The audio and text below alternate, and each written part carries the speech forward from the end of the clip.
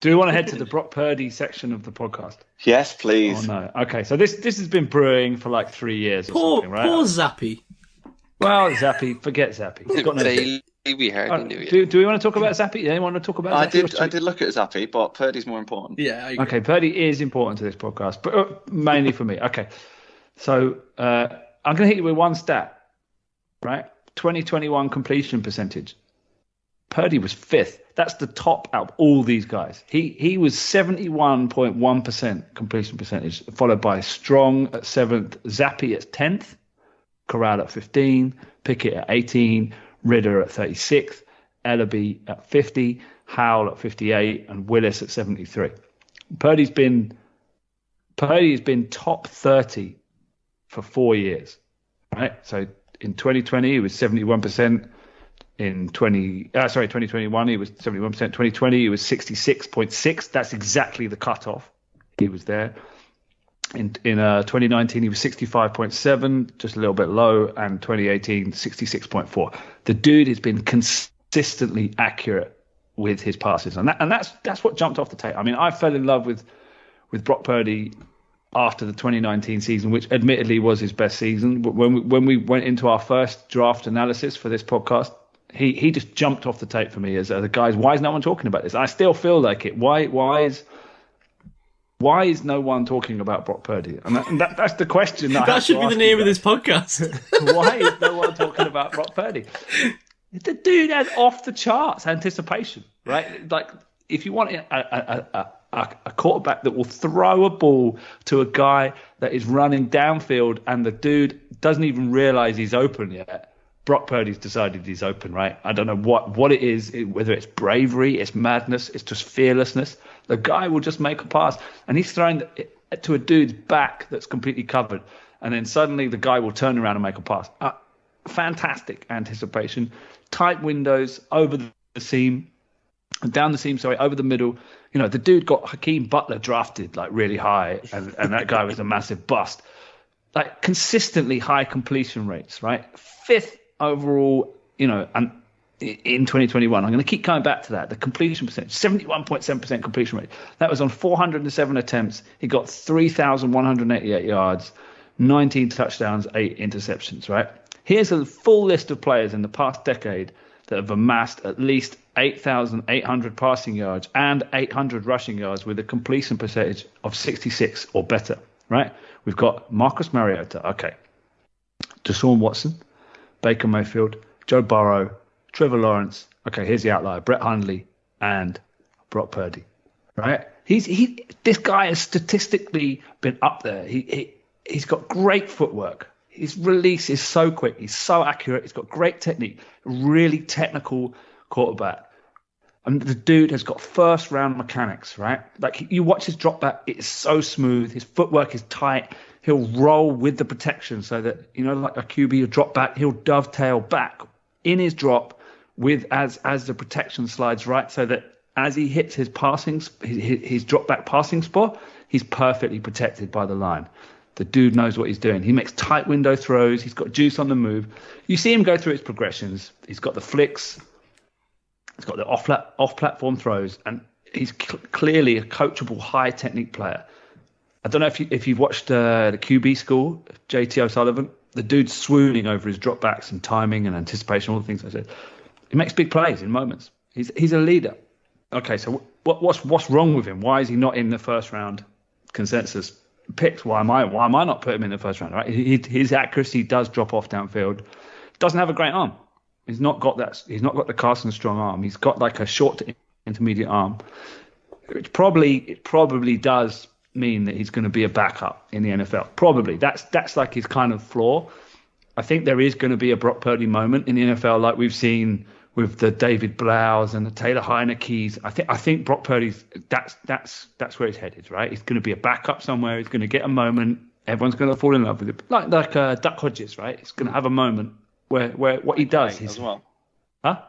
Mike White, yeah, exactly. Mike White at Dallas, yeah. Yeah, his magic moments are going to happen, but he's just not quite got the physical tools to be there, the traits, and his decision making can be a bit bad at times.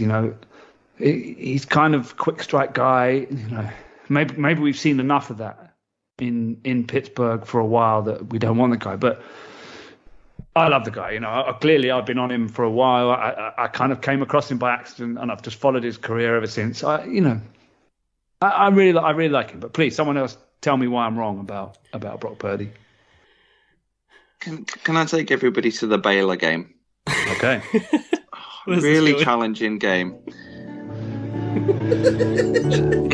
They rushed him heavily and consistently all game. He potentially ran a little bit too much in the game, but he did really well. So fourth quarter, down 31-23. Massive linebacker blitz comes at him, escapes one tackle, spins the other way as a second tackler comes in. He's running towards a third tackler at this point. He's just surrounded by guys everywhere.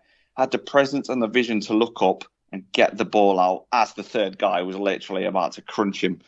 Camera assumes he's been sacked for a loss of about 15 to 20 yards.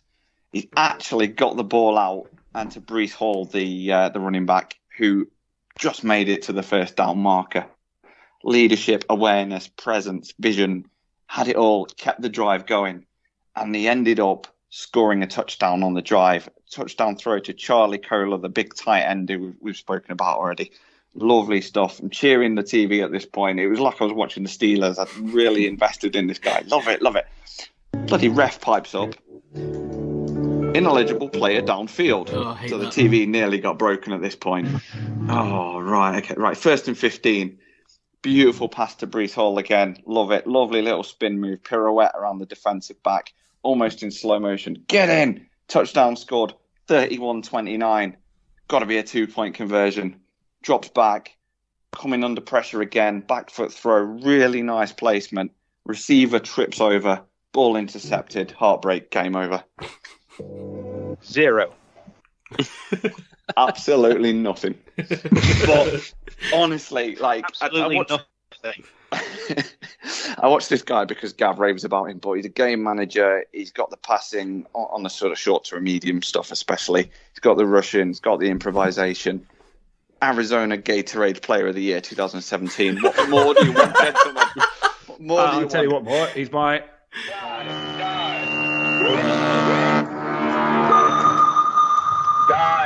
I don't think reload you see... that because I'm having one of them as well. Oh, there you go. Yes. Now, Gav. Yes. Gav. Now, we've been doing this podcast for a couple of years, and we've heard this Brock Purdy stuff before. And I like to think that we've become good friends and colleagues over these years. And I'd say friends over colleagues, but fine. Go ahead. I would like you to remember this moment as... Have you seen Avengers Endgame? Yes. You know the moment where all the portals open up and the music swells and Captain America says, Avengers, assemble. I'm assembling for Brock Purdy, my red star quarterback. Whoa. No way you put out the tweet saying you weren't even going to watch him. This dude... Now listen, I don't care if this guy's going to be the best quarterback in the class. I had 3 times more fun watching him than anyone else I watched in this quarterback class. Oh my lord. Some of the sexiest sidesteps of incoming pass rushers I have ever seen. He's a tenacious runner. He's got a good feel for running lanes. He's getting downfield with his feet and his arm. Nice, quick, zippy release with great power on the move. He's got legit improvisational ability. He's going to have a Brock Purdy moment in the NFL. Definitely. I can't believe you've hidden this. Where have you hidden this? I'm all in. Amazing. You've stolen my guy. Boys, he meets the golden quarterback. Yes! Brock Purdy, official QB of the UK Steelers podcast. Get him on the show. Get him on the show. Get him on the show. We're going to reach out. Just in terms of Ket's kind of insight on character background, he suffered from mono in high school. I'm not going to ask how he got it. That's up to him. What he does in his personal life is fine. He fell into a cactus in 2018 when playing paintball with his team in the desert. You know, what a guy. Left hand was in a cast for a few weeks.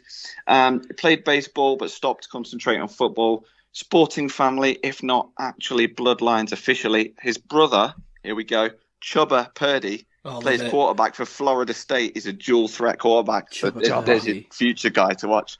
Older sister played softball at college as well. What's her name? Not got that written down. Draft her in the softball league. Miss Purdy. Oh, right. In all seriousness, though, Gav, there are things now. The reason, like you said, that unfortunately, and it's such a shame, right? He doesn't have the power in his arm, and he struggles with these, these out balls that are going to the end of, like the corner of the end zone from 20 yards out. It is tough to watch, and it's a damn shame because they're inaccurate, and he's just not got the power in his arm. But man, the way he manipulates defenders with his eyes, he's pump faking. He's looks like Ben out there for a minute. He's got a bag of tricks, man. He runs play action. He's a very convincing play decorator, more than anyone else I saw. Mm. He's so savvy, isn't he? Yeah, he just looks savvy so is the well word. coached. Savvy is the word. Yeah. And totally that was evident in his 2019 tape, let alone what he's done. Now he's had a couple of rough years, lost some weapons. Tight ends have emerged where he's lost wide receivers, had to change his game a little bit. But I'm excited. You've read Stardom. You can tell. I'm excited. You've stolen my guy, but that's fine. Who else has watched him? Who else has gone Brock Purdy here? Surely you all have after I've been pumping up for 3 years or something. No, I haven't watched them. Oh, my God. Let down. Draft expert Mike hasn't watched the most important quarterback in UK Steelers podcast history. I imagine that Rich has been sat here shaking his head for about 8 minutes. No, I have. You know what? I can't comment at all because I haven't watched him either. But I'm going to though. He sounds exciting.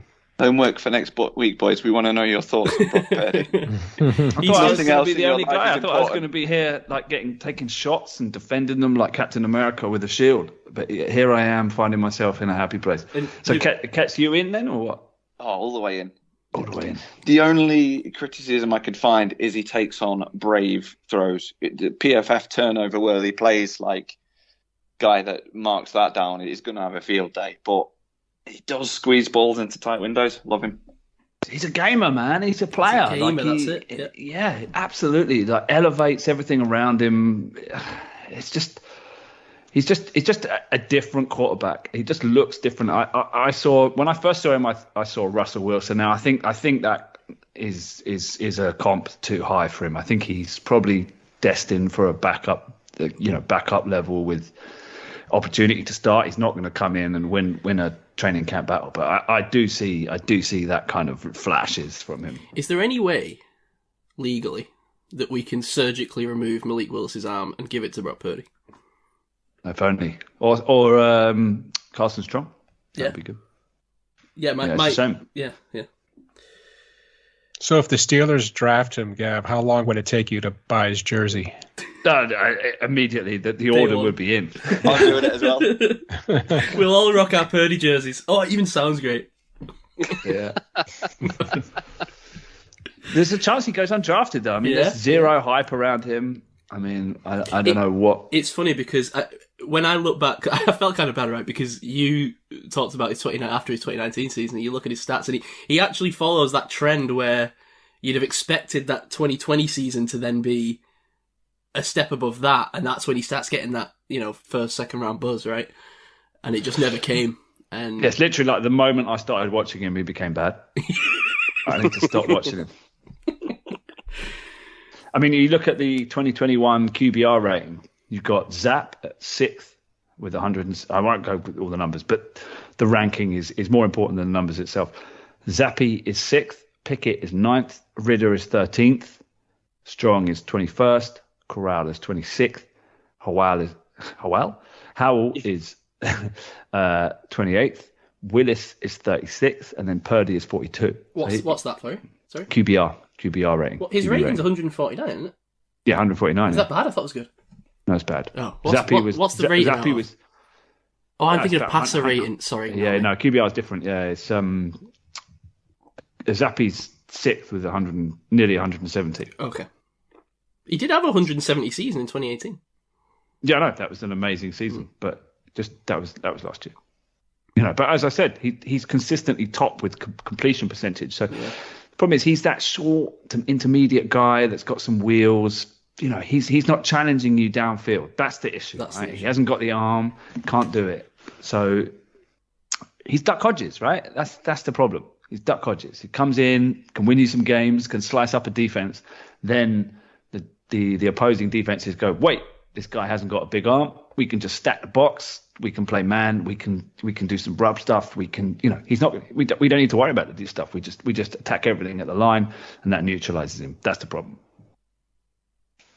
So he's not a complete quarterback. So that's why he's not in the first round discussion. But what he does do on tape is exciting, and you just wish that he could, inject some stuff into his arm and make it stronger. Not saying illegally, but that's all that needs to happen. I'll have to watch him now, lads. I think you boys are all aboard. Yeah, consensus in so far with a couple of dashes. Yep. So. Rich, we have work to do. Yeah. Yep. Okay. Any other sleeper guys? Who wants to go next with their sleeper? I'll be honest. I bombed out on sleeper because I chose Brock Purdy as my red star. It felt right in the moment.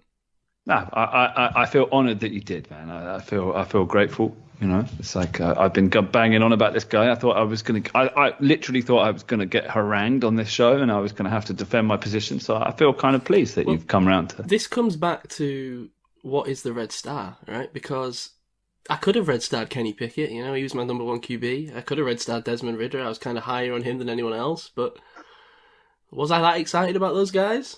Not really. I was banging the table for Brock Purdy. Oh, there you go. And if that's not... Yeah. Sorry, go on. No, go on. That's the definition I was of just red going to star. say, if that's not the definition of the red star, then I don't know what is.